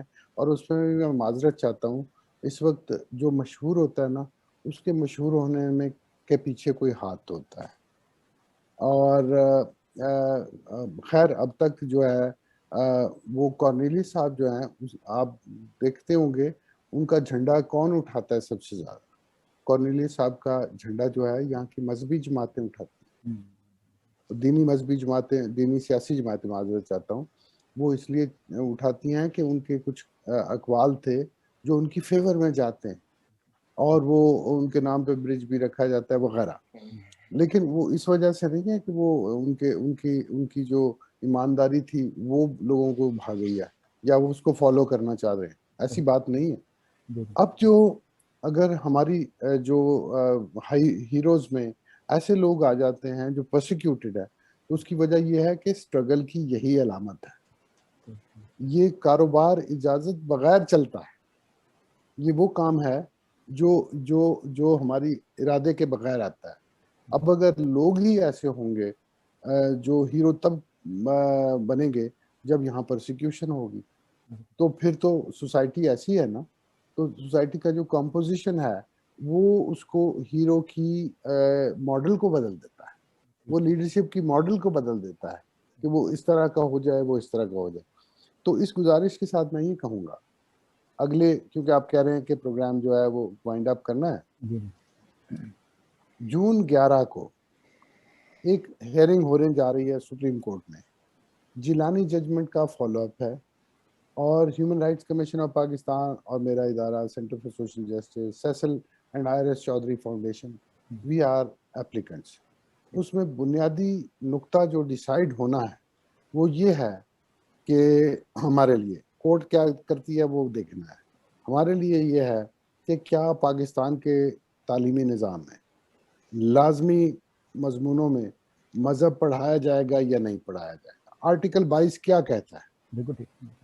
یہ آئندہ تاریخ پہ میں یہ سمجھتا ہوں کہ یہ it is going to be very important. You belong to media, میرا خیال ہے آپ بھی فالو کریں گے اور اس کو میرا خیال ہے کہ ساری دنیا کا میڈیا فالو کرے گا کہ پاکستان کی سپریم کورٹ کیا کہتی ہے. میں آپ کو یہ بتا دیتا ہوں کہ یہاں پر وہ لوگ جو ہمارے مخالفین ہیں وہ اس کے لیے پوری تیاری کر رہے ہیں کہ وہ کورٹ کو بھی انٹیمیڈیٹ کر سکیں اور پبلک اوپینین کو کہ یہ کہہ کے کہ یہ تو جی حمد اور نعت بھی نکلوانا چاہ رہے ہیں. ہم تو کہتے ہیں کہ اسلامیات پراپر سبجیکٹ ہے، باقی ادیان کے لیے بھی سبجیکٹس بن گئے ہیں 5 کے لیے، تو اس میں یہ پڑھایا جائے. ہم کہاں کہتے ہیں کہ سر اس پہ ایک لائٹ سے ایک بات کہ وہ کچھ لوگ کہتے ہیں کہ جب اسلامیت نہیں پڑھنی تو ان کو اخلاقیت پڑھا دیں، تو کیا ہمارے اندر اخلاقیت نہیں ہے کہ ہمیں اخلاقیت پڑھا دیں؟ یا یہ بھی ایسے میں لائٹلی پوچھ رہا ہوں. میں گزارش کروں گا، میں پچھلے 2 سال، اب تو پتہ نہیں کیا مجھے بلایا جائے گا، لیکن نیشنل کریکولم کاؤنسل کا میں حصہ تھا اور ہم نے 5 مضامین جو وہ آلٹرنیٹیو ہیں اسلامیات کا، وہ اس کی کریکولم بنا کے دے دی ہے.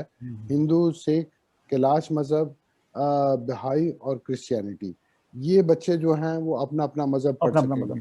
بالکل ٹھیک ہے، بالکل. تو اخلاقیات از نو مور دا آپشن، نو مور دا کمپلشن. یہ 2 سال میں یہ ریپلیس ہونا ضروری ہے، which is very positive step of this during this government, this policy review. لیکن وہ باقی باتیں اپنی جگہ پہ کھڑی ہیں. struggle is on. صحیح. سب چونکہ اب حل کی طرف جائیں گے اور ایک دو صرف مین کوشچن. ریورنڈ ڈومنک یہ فرمائیے کہ میڈیا کا کردار ادا کر سکتا ہے یہ جو ہماری پہچان کا مسئلہ ہے؟ اب تو بلکہ بہت سے مسیحوں نے بھی آن لائن چینلز اور بڑی اچھی اویئرنیس بھی دے رہے ہیں یوٹیوب چینلز کے ذریعے. مین اسٹریم میڈیا تک تو پتہ نہیں، وہ رسائی نہیں ہے ہماری اور وہ ہمیں بلاتے بھی نہیں ہیں. لیکن اپنے تئیں نوجوان نسل جو 70% کے قریب ہے پاکستان کی، ان کو کیسے باور کرائیں اور میڈیا کا کردار ادا کر سکتا ہے اور اوورسیز پاکستانی وہ کیا اس سلسلے میں کر سکتے ہیں تاکہ جو پاکستانی مسیحی قوم کی پہچان ہے، جو ہمارا ٹاپک ہے، وہ جو بحران ہے اس کا کوئی حل نکلا ہے؟ میں تسکین صاحب 3 چیزیں سجیسٹ کرنا چاہتا ہوں۔ سب سے پہلے تو جتنے بھی ہمارے لوگ جہاں بھی رہتے ہیں پاکستان میں، یا ہمیں پہلے تو اپنے آپ میں کلیئر کرنا چاہیے کہ ہم کون ہیں۔ ہمیں اپنے آپ کو پتہ ہونا چاہیے کہ ہم کون ہیں اور اس پہ قائم رہنا چاہیے۔ دوسرے جو ہمیں کہیں، اور عموماً دوسرے ہمیں ڈراگلیٹری جو کہتے ہیں، اور ہمیں ان کی نہیں اپنی پہچان کو قائم رکھنا ہے۔ اس کے لیے بڑا ضروری ہے کہ ہم اپنے آپ کو مین سٹریم کا حصہ سمجھیں اور ان گروپس کے، ان آرگنائزیشن کے ساتھ انوالو ہوں جو ہمیں ویلکم کرتے ہیں۔ ہم نے بھی اگر انہوں نے ہمیں غیر مسلم کہہ کے یا منارٹی کہہ کے سائٹ پہ لگا دیا تو ہم نے اس کو ایکسیپٹ کر لیا، اور ہم نے اس کے خلاف جو ایک ایکٹیو جو اسٹرگل ہے وہ نہیں کی۔ تو ہمیں پہلے تو ہمیں خود اپنے آپ کو، اپنا جو سیاسی مطمع نظر ہے وہ یہ رکھنا چاہیے کہ ہم یہاں کے ہیں، پھر ان گروپس کے ساتھ ملنا چاہیے جو ہمیں قبول کرتے ہیں۔ اور تیسرا میڈیا کے حوالے سے، یہ میڈیا کے حوالے سے تھوڑا سا میں سمجھتا ہوں کہ بہت کنفیوژن پھیلایا جاتا ہے، اور اس میں کوئی سیر حاصل، کوئی ایسی کنسٹرکٹیو جو ہے نا، جیسے یہ آفتاب صاحب جو کر رہے ہیں، that is one of the way کہ آپ لوگوں کی رہنمائی کریں۔ جیسے میں نے آج بہت اہم بات سیکھی کہ ہمارے لیے غیر مسلم کا لفظ زیادہ مناسب ہے یا کلیئر کا لفظ زیادہ مناسب ہے۔ ایسے بہت سے ایشو ہے، کیا ہمیں جداگانہ انتخاب چاہیے یا مخلوط انتخاب چاہیے، ہماری ریپرزنٹیشن کیسے ہونی چاہیے، یہ ساری جو چیزیں ہیں۔ اور پھر سب سے بڑھ کے کہ ہم نے اپنے آپ کو پوری جو ڈیموکریٹک موومنٹس ہیں اور ادارے ہیں ان کے ساتھ کیسے جوڑنا ہے۔ آفتاب صاحب نے ایک بڑی امپورٹنٹ بات کی تھی کہ ہم نے سارا کام ڈیپینڈنسی پہ چھوڑا ہوا ہے، ہم سمجھتے ہیں کہ دوسرے کریں۔ اگر آج سے ہم یہ عہد کریں کہ نہیں، جو میرا حصہ ہے وہ میں نے ڈالنا ہے، تو پھر ہی یہ ہوگا۔ ہمارے گرو ہوتے تھے ہریش میسی صاحب، وہ کہتے تھے کہ پاکستانی قوم میں 3 بیماریاں، 3 بدروئیں ہیں۔ ایک ہے جہالت، دوسرا ہے ناانتفاقی، اور تیسرا ہے دوسروں پہ انحصار۔ اگر ہم مل کے کچھ کر سکیں، اور یہ ابھی بھی ہیں، یہ نکلی نہیں ہیں، کچھ نکل جاتی ہیں پھر کوئی نئی آ جاتی ہیں، 5-7 اور لے آتی ہیں اپنے ساتھ۔ اگر ہم مل کے کوشش کریں کہ ہم ان 3 جو ہماری بنیادی خامیاں ہیں، جہالت اس کا مطلب اگنورنس، کہ ہمیں نالج نہیں ہے، رائٹ۔ اور پیٹر صاحب بہت اچھا اپنے ادارے کے حساب سے کام کر رہے ہیں، یہ بہت ساری پبلیکیشنز بھی کرتے ہیں، لیکن آج کل کیونکہ یہ یوٹیوب کا دور ہے اور آپ کا میڈیا بھی، تو اگر آپ خاص توجہ دیں، جسے میں کہتا ہوں کہ جو ہماری قوم میں سیاسی شعور اور تمدنی شعور، اگر ہم یہ بیدار کر سکیں تو یقیناً ایٹ لیسٹ ہمارے ذہن میں کلیئرٹی جو ہے نا، ہماری جو سیاسی سوچ ہے، بالکل اس میں کوئی نکھار آئے تو بڑی معاون ثابت ہو سکتی ہے۔ بالکل ٹھیک ہے۔ پیٹر جیکب صاحب کوئکلی سر اگر فرمائیے کہ اس محفل میں ذکر ہوا کہ سیاست ابھی بھی کہیں نہ کہیں شجر ممنوع ہے، تو کیا ہم مین سٹریم پارٹیز میں آ جائیں پھر تھوڑی سی ہمارے لیے بہتر ہے، یہ چیزیں معاون ثابت ہوگی؟ اور پھر یہ بھی یاد رکھیے کہ ابھی اس سال مردم شماری بھی پاکستان میں ہونے والی، اس پہ اگر کوئی کمنٹ کر دیں کہ وہ کتنی معاون ثابت ہوگی ہماری پہچان کو اسٹرانگ بنانے میں۔ پھر آپ نے تسکین صاحب ویسے سوال کر دیے ہیں جو بہت ہی زیادہ وقت چاہیے۔ شعر اس لیے اچھا ہوتا ہے کہ وہ اس میں خیالات جو ہے مجتمع ہو جاتے ہیں اور بڑے آسانی سے۔ لیکن اس پہ گزارش یہ ہے کہ ایک تو مجھے اور ڈسٹربنگ فیکٹرز وہ آتے ہوئے نظر آ رہے ہیں۔ پینڈیمک کے بعد کچھ باوجود اس کے پاکستان اس طرح سے امپیکٹ نہیں ہوا جس طرح باقی کئی ملک ہوئے ہیں، لیکن اس نے کچھ لائف سٹائل کو چینج کر دیا، تبدیل کر دیا۔ اور پھر اس کے بعد یہ جو موسمیاتی تغیرات ہیں وہ بھی پاکستان میں کچھ زیادہ آنے والے ہیں۔ تو اس نے جو معیشت میں جو ایک مسئلے کا پیش خیمہ ثابت ہونا ہے وہ بھی ایک علیحدہ بات ہے۔ اس اعتبار سے میں یہ کہتا ہوں کہ یہ جو نتائج آئے ہیں افراد شماری کے، اور اس میں یہ پتہ چلا ہے کہ مائنورٹیز ان کی ریشو کم ہو رہی ہے 0.19%، اور مسیحی اس میں 0.32%، یعنی اس طرح سے 6-7 لاکھ جو افراد ہیں ان میں کمی آئی ہے ان کی، اور اس طرح سے پہلے تو یہ کہ اس کی تصدیق کرنا، اور وہ یہی ممکن ہے کہ اگلے جو سینسس ہوتے ہیں اس کے اندر بھرپور حصہ لے کے اس کو اکاؤنٹیبل بنایا جائے، اور پھر پتہ چلے کہ یہ واقعی کمی آئی ہے یا ویسے غلطی تھی اکاؤنٹنگ کی۔ اور اس کے بعد ایک میرا خیال ہے، کیونکہ اس پہ کافی زیادہ انحصار بھی ہوگا اور لوگوں کے اندر تشویش بھی پائی جاتی ہے کہ کیا اصل میں کیا ہے، میرا خیال ہے ہمیں دونوں مفروضوں کو سامنے رکھنا چاہیے۔ ایک یہ کہ اعداد و شمار گنتی کی غلطی ہو سکتی ہے، بالکل ٹھیک، اور دوسرا یہ کہ یہ ممکن ہے کہ یہ درست ہو، صحیح ہے اور اگر سر۔ درست ہو تو ٹھیک ہے سر، آپ ہی سے شروع کرتا ہوں پھر آخر میں حل، کہ ہماری میجورٹی جو ہے وہ نوجوان نسل ہے، وہ گھٹنے ٹیکنے والی نہیں ہے، وہ بڑی ایک سوچ رکھتی ہے، بڑی ترقی پسند بھی ہے، جوشیلی بھی ہے، کیا پیغام دیں گے؟ کیونکہ کہیں نہ کہیں وہ بھی اس بحران کا شکار ہیں۔ سب سے پہلے تو یہ کہ اپنے خیالات کو وہ ضرور انفارم کیجئے گا ارد گرد سے، ان کا ٹیسٹ کیجئے گا، اور اس کے بعد آزادی اظہار کا استعمال بہت ضروری ہے بہت ضروری ہے، جہاں بھی ممکن۔ ٹھیک ہے ڈاکٹر مغل آپ کیا فرمائیں گے سر؟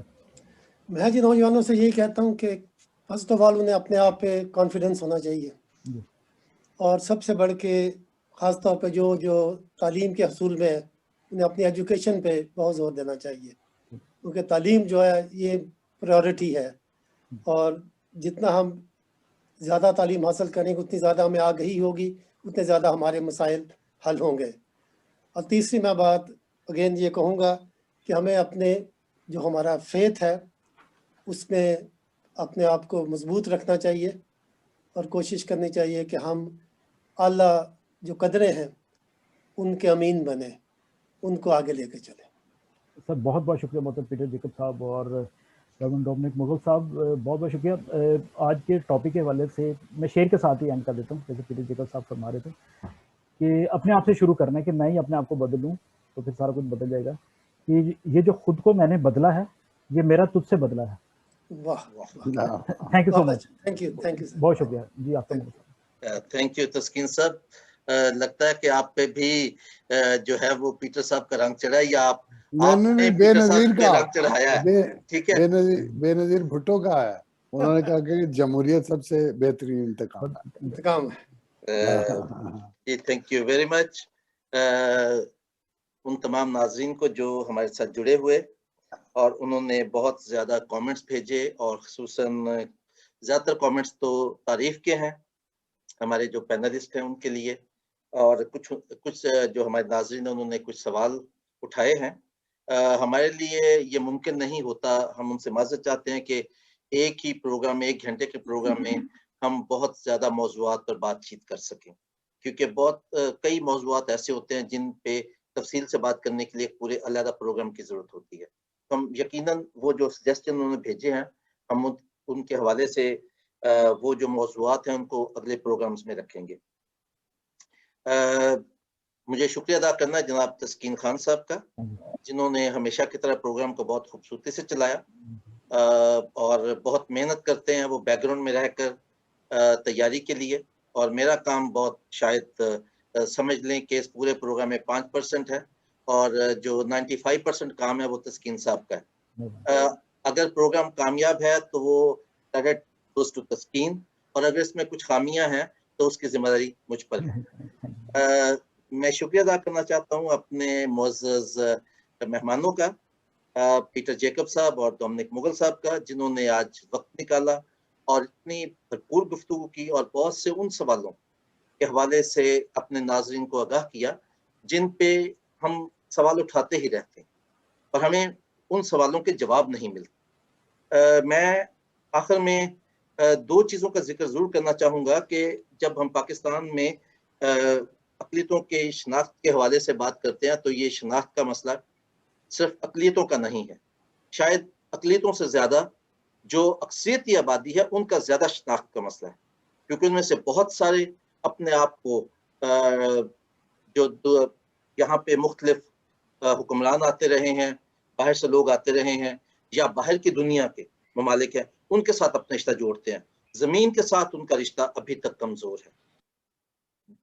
مطلب ایکسیپشنز ہوتی ہیں، ایکسیپشنز تو ہر جگہ ہوتی ہیں، لیکن جو बादियुल नज़र में हमें पाकिस्तानी मीडिया के हवाले से जो चीज़ें नज़र आती हैं वो यही हैं कि उनका शनाख्त का मसला हमसे बड़ा है, और वो शायद वही रिफ्लेक्ट होता है, हम भी उसी सोसाइटी का हिस्सा हैं और हमें भी वही रिफ्लेक्ट होता है।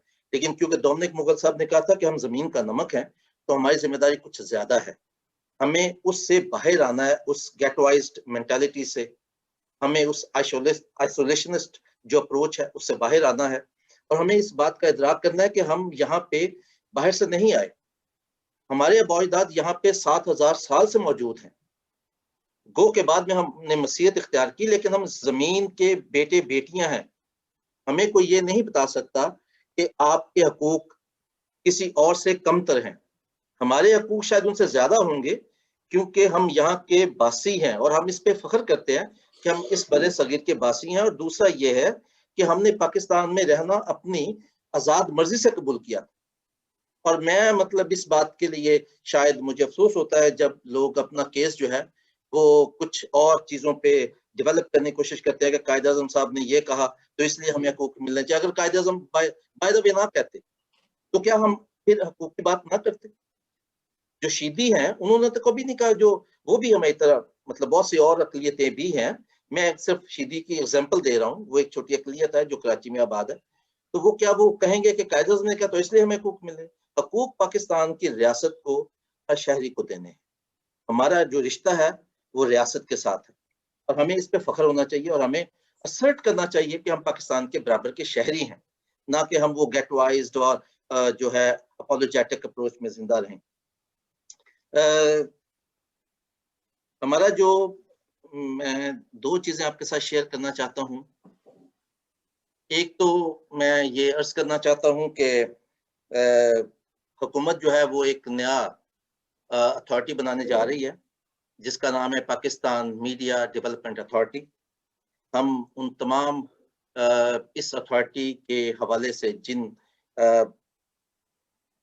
सहाफ़ती तंजीमों ने, वकला की तंजीमों ने इसको रद्द किया है, हम उनके साथ खड़े हैं, क्योंकि हम समझते हैं कि ये जो अथॉरिटी है ये पाकिस्तान में पहले से कमज़ोर और दबाए हुए मीडिया की हालत को और ज़्यादा ख़राब करेगा।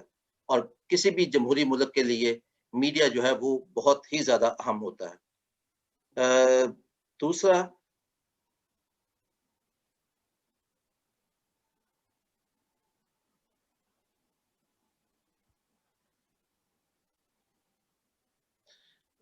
हमारा जो अगला प्रोग्राम है वो मैं आपके साथ शेयर करना चाहता हूँ। वो 12 जून को है और उसका मौजू है solidarity and networking among communities for equal rights for all citizens of Pakistan. तो इसमें हमारे पास काफ़ी जो अच्छे स्पीकर्स हैं वो मौजूद होंगे, जिनमें हमारे पास एक हिंदू MP हैं, एक मुस्लिम स्कॉलर हैं, कुछ मसीही रहनुमा हैं, जर्नलिस्ट हैं। तो ये प्रोग्राम भी देखना मत भूलिएगा। असल में इसके साथ ही हम आप सबसे इजाजत चाहेंगे। अपने और अपने इर्द गिर्द रहने वाले तमाम अफराद के हकूक का ख्याल रखें। अगले प्रोग्राम के साथ आपसे फिर मुलाकात होगी। खुदा हाफिज। खुदा हाफिज।